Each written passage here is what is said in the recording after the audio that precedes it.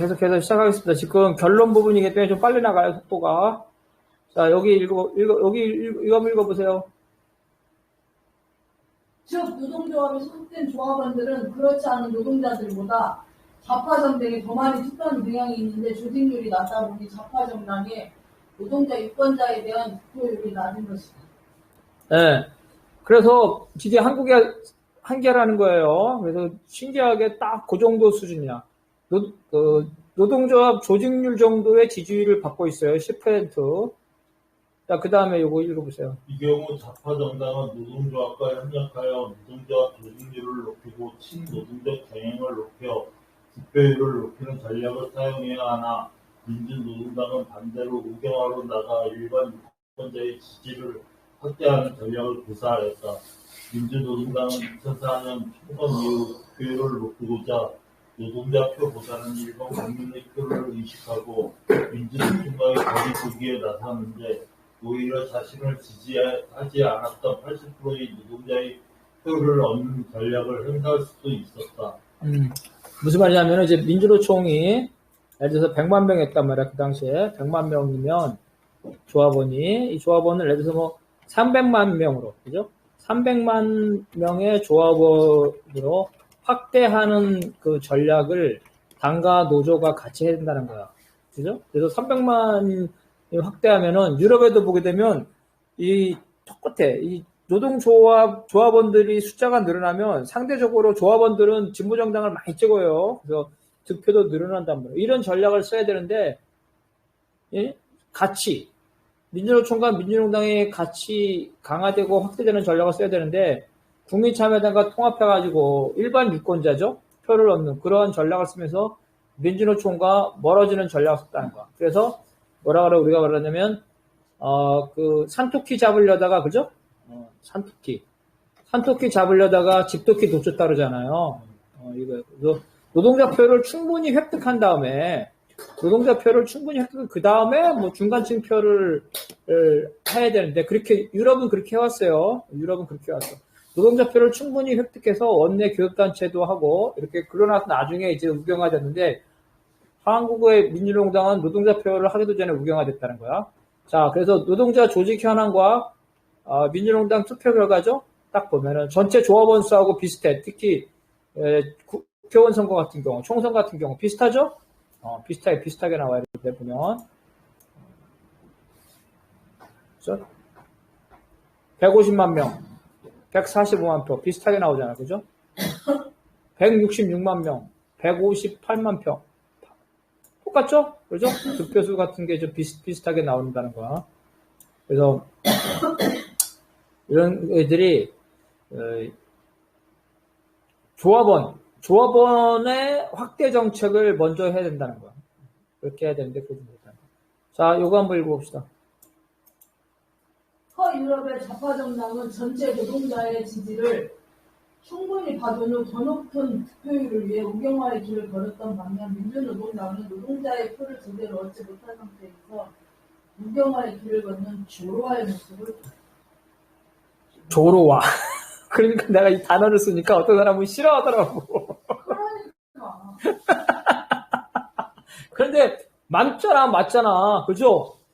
아니, 저기 유럽에서는 여기 진보정당이 개량화되는데 100년 걸렸는데 한국은 15년 만에 됐잖아. 물론 이제 한국의 급속한 산업화 때문에 그런 거예요.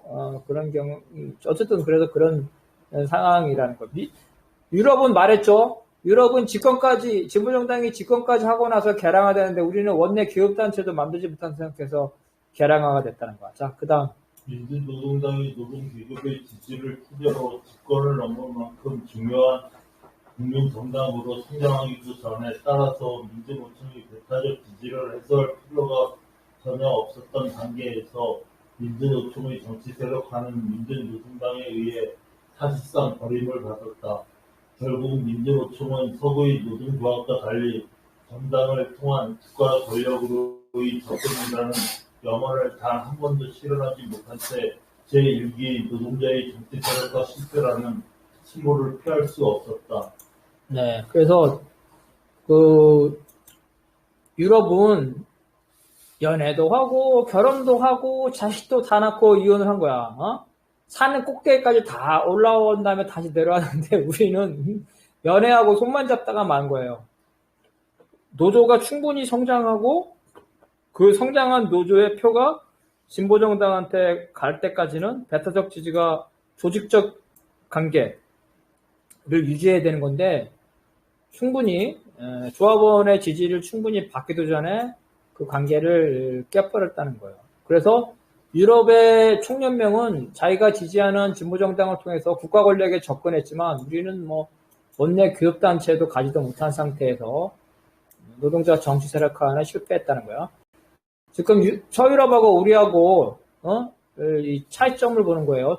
그 다음에는 서유럽은 아까 말한 것처럼 한번 총파업을 해가지고 국가를 들었다 놨다 했어. 그리고 진보정당이 되게 강해. 그래서 총자본과 국가하고 협상을 하면 힘이 대등해요. 그래서 대등한 관계에서 실질적인 협상력이 있어요. 자, 그거 한번 읽어봅시다.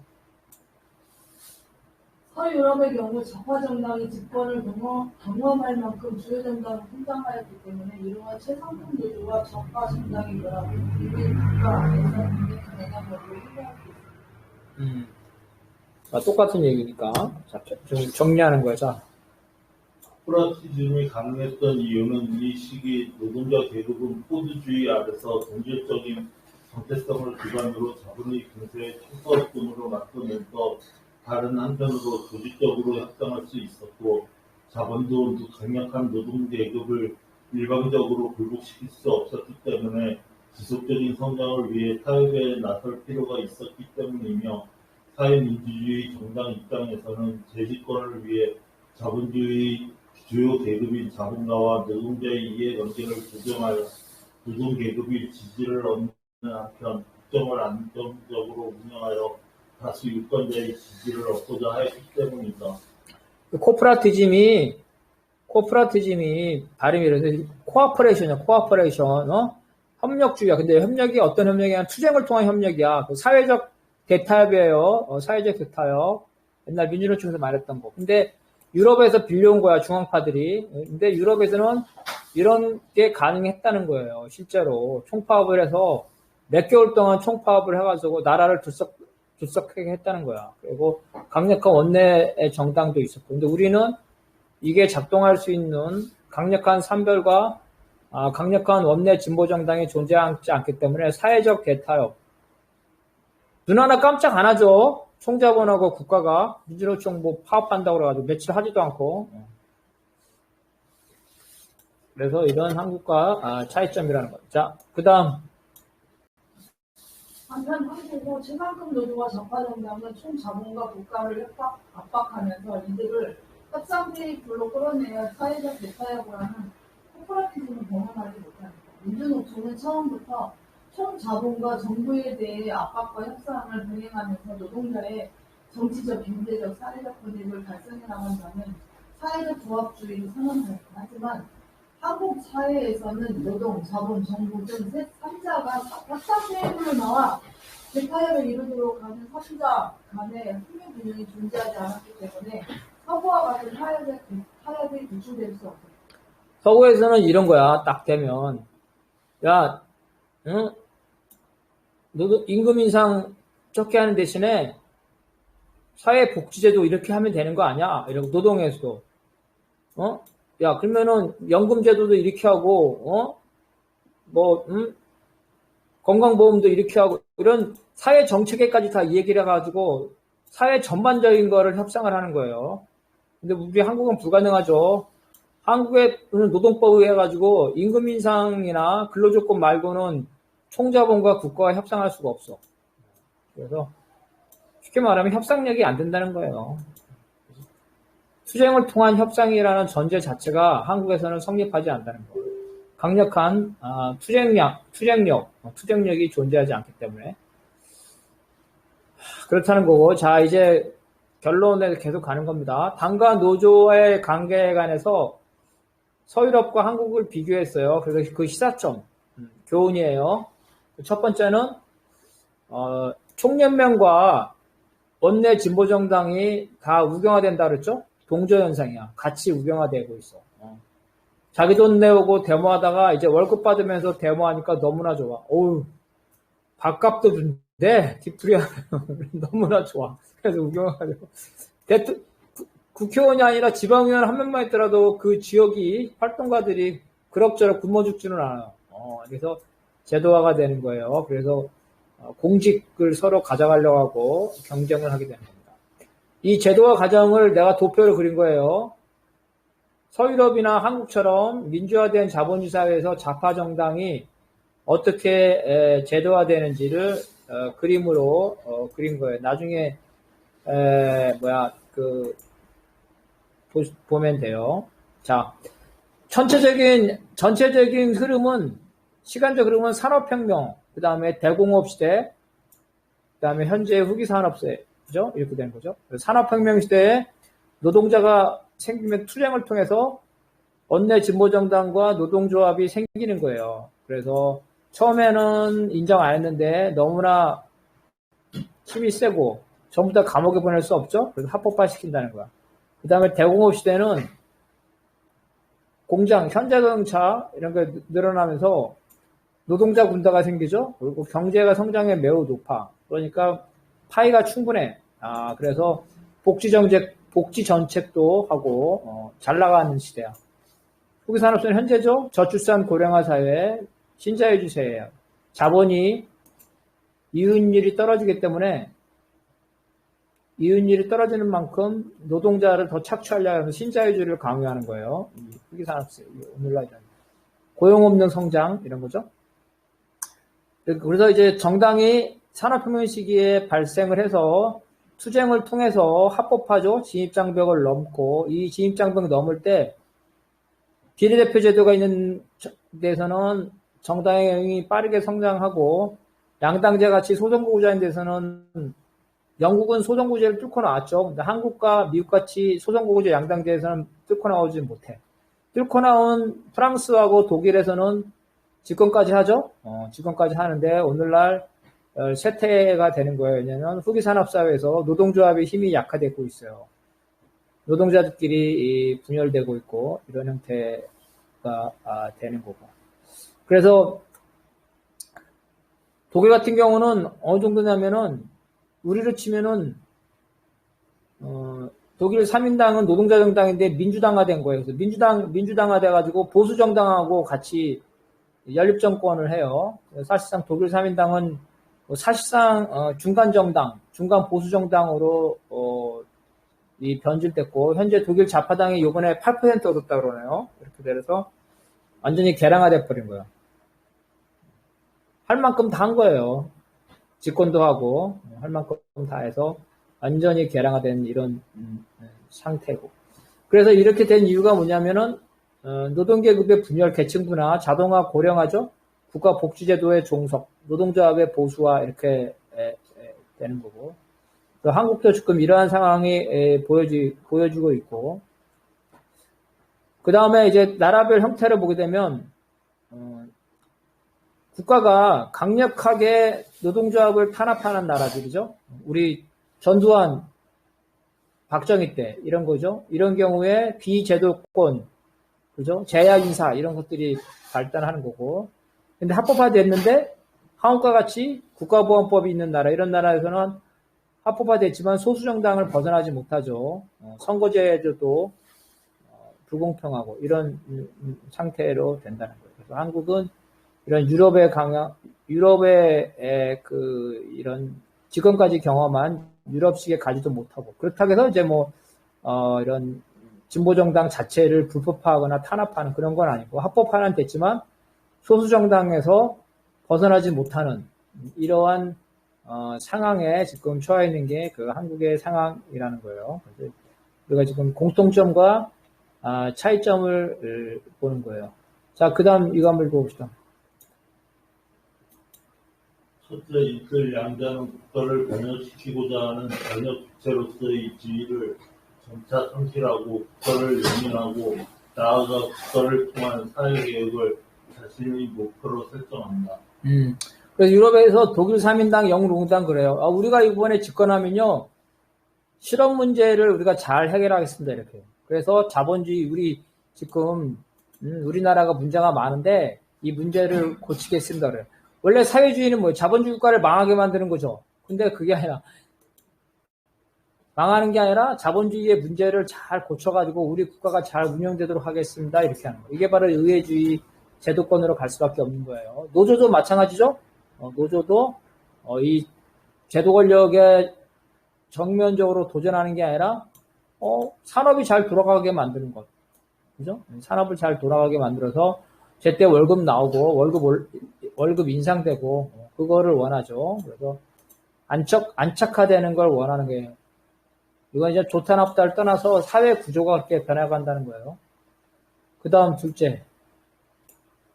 좌파 정당은 다른 조직들과의 관계에서 득표율과 영향력을 확대하려는 절차적 민주주의로서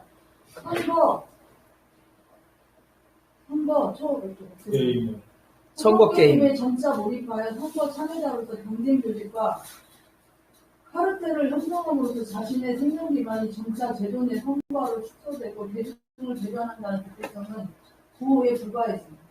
민주당하고 국민의힘하고 엄청 싸우는 것처럼 보이죠. 근데 비례대표 확장 반대하는 거는 서로 똑같잖아. 그렇죠? 그리고 국가보안법 폐지하는 건 똑같고. 뭐야? 야, 우리 둘이서 하자. 우리 둘이서. 쟤는 빼고 노동자는 빼고 우리 둘이서 하자 이거야. 이게 단합이라는 거야. 근데 서유럽에서는 3인당, 독일 3명 같은 경우가 그렇게 된 거야. 자본가정당, 기민당, 기사당이 자본가정, 자본가정당, 우리랑 같이 손잡고 합시다. 연장합시다. 그래서 3인당이 1등하거나 자본주의 정당이 1등하거나 하더라도 연장하더라고. 이번에 또 독일 3인당하고 보수당하고 또 연장할 거예요. 그 다음 실제 양자 모두에서 가두화로 관료화가 진행되고 양자의 가두화 관료가 자신들이 기득권을 유지하고자 암묵적 분명을 맺고 대중들이 통제로부터 벗어나려는 경향으로 인해 조직 내부의 민주주의 경맥 현상이 심해지고 있다. 당은 국회의원 되니까 좋죠. 노조는 어때? 활동가로 월급 받으면서 정년퇴직까지 해. 얼마나 좋아. 그러니까 데모를 하긴 하되 잡혀가면 어때? 국회의원이 불법행위 잡혀가면 국회의원 자격을 상실하죠. 노조도 마찬가지로 너무 심하게 데모하면은 잡혀가가지고 모든 기득권을 다 뺏기잖아. 그러니까 대충 하는 거죠. 기득권을 유지하는 선에서 대충 하는 이런 문제. 그리고 거기에 항의하는 대중들이 있어. 그 항의하는 대중들이 있으면 그 대중들을 통제하죠. 대중들이 너무 급진화되지 않도록. 이렇게 되면서 그럼 어떻게 결정권을 대중들한테 주는 게 아니라 간부들이 결정권을 가져가는 거예요. 이런 문제가 되는 거예요. 넷째, 자, 그 다음. 양자는 모두 개량화되지만 개량화의 속도와 수준에서 현장 차이를 드러내고 그로 인해 양자는 이해관계의 차이 때문에 과거와 같은 긴밀한 공간자적 관계를 유지할 수 없다.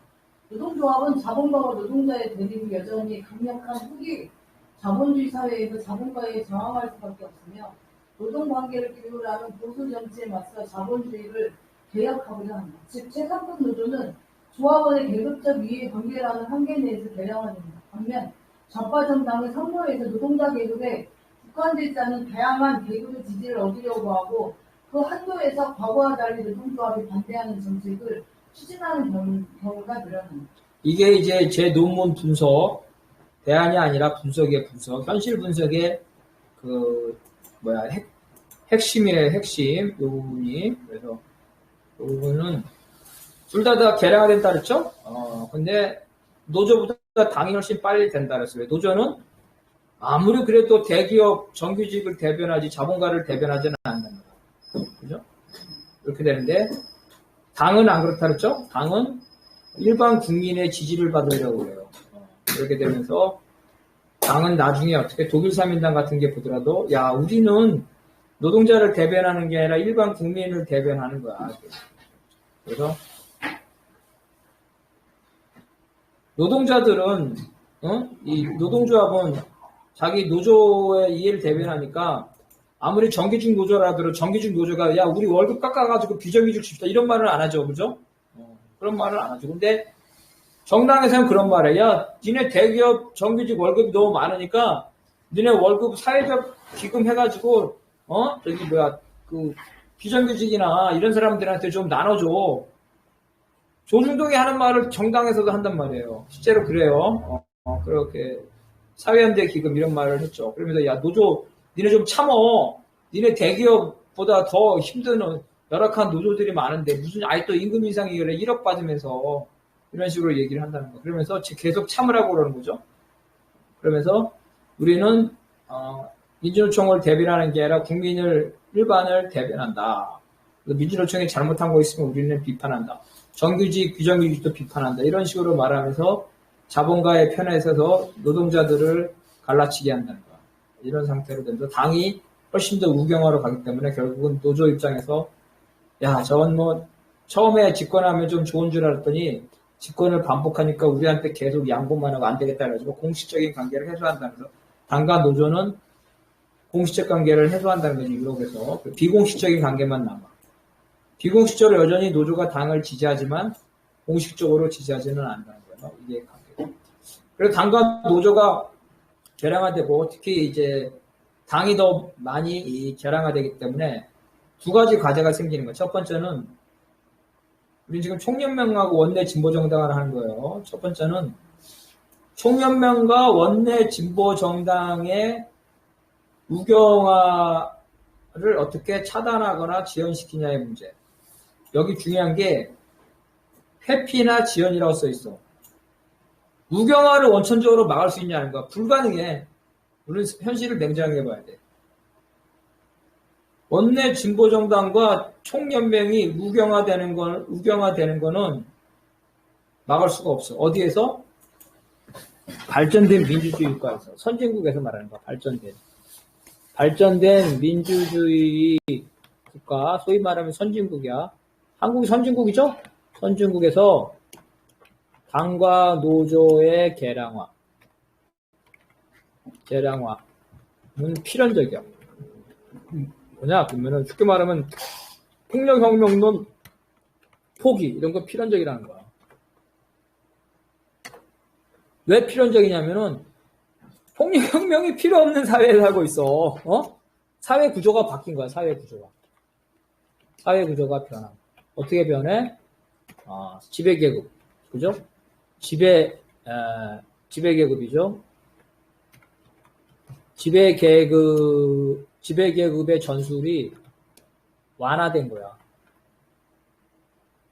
그죠? 지배계급도 폭력을 사용하지 않아. 물론 약간의 충돌이 있겠지만 전면적 폭력을 사용하지 않죠. 이건 우리가 인정해야 될 거야. 그래서 지금 무슨 레닌식의 폭력혁명은 80년대 문건을 말하는 사람들은 현실에 전혀 맞지 않는 사람들. 생각해봐, 지금. 박근혜도 평화적인 혁명으로 해가지고 탄핵됐고, 요번에 또 윤석열도 탄핵되는 거. 일반 국민들은 총칼을 안 들어도,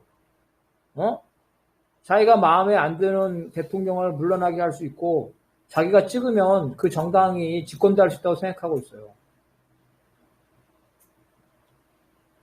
이러한 그 민주주의가 위선적이긴 하지만 국민 당사자들은 총을 들 필요성을 못 느끼거든요. 폭력혁명은 폐기, 그래서 사회 구조가 변하고 있다는 거. 그래서 개량화는 필연적이야.